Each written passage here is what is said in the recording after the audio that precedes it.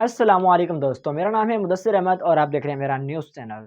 आज हम बात करेंगे बांग्लादेश नेशनलिस्ट पार्टी और तारिक रहमान के सियासी सफ़र के बारे में।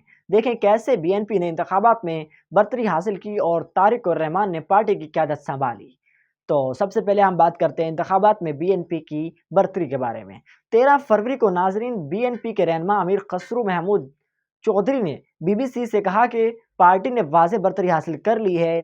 नताइज आते आते ये बरतरी दो तिहाई अक्सरियत में बदल गई नाजरीन, और तारिक रहमान का नाम मुमकिन वज़ीर आज़म के तौर पर ज़ेर बहस आया। तारिक रहमान दरअसल साबिक वज़ीर आज़म खालिदा ज़िया के बड़े बेटे हैं। वो लंदन में तकरीबन 17 साल जिला वतनी गुजारने के बाद सितंबर 2025 में ढाका वापस आए। इंतखाबात से पहले खालिदा ज़िया की वफात के एक माह बाद इन्हें बीएनपी का चेयरमैन नामजद किया गया। ये पहला मौका था नाजरीन कि वो पार्टी की इंतखाबी मुहिम की क़यादत कर रहे थे। तारिक रहमान ने इंतखाबी मुहिम भरपूर तरीके से चलाई, पार्टी की तंजीमी सरगर्मियों की भी क़यादत की। बीएनपी ने इन्हें वज़ारत आज़मा के लिए अपना अकलौता रहनुमा पेश किया। मुखालफिन ने बदअनवानियों के इल्ज़ामात लगाए, मगर तारिक रहमान ने इन्हें मुस्तरद किया और कहा कि ये साबका अवामी लीग का प्रोपेगेंडा है।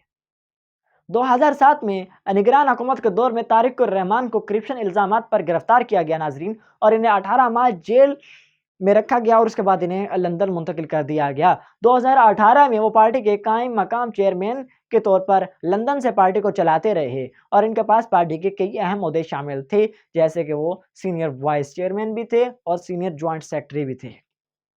25 दिसंबर 2025 को वो अपने वतन यानी बांग्लादेश वापस आए और 10 जनवरी को बीएनपी के चेयरमैन के तौर पर सामने आए, और 22 जनवरी को सिलहट में पार्टी की इंतखाबी मुहिम का आगाज़ किया। इनकी अहलिया और इनकी बेटी ने इनकी कई इंतखाबी तकारीब में बहुत इनका साथ दिया, और तारिक रहमान ने पार्टी को मुत्तहिद रखा और मुश्किल हालात में इन्हें टूटने से बचाया। तज्जिया निगारों का कहना है कि तारिक रहमान ने पार्टी को मुस्तहकम रखा और वो हमेशा सियासी अमल में शामिल रहे।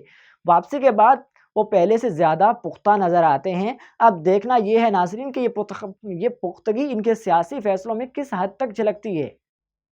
ये थी बांग्लादेश नेशनल पार्टी और तारिक रहमान की हालिया सियासी कहानी।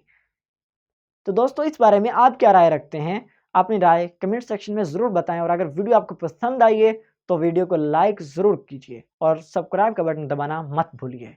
मिलते हैं नेक्स्ट वीडियो में, तब तक के लिए अल्लाह हाफ़िज़।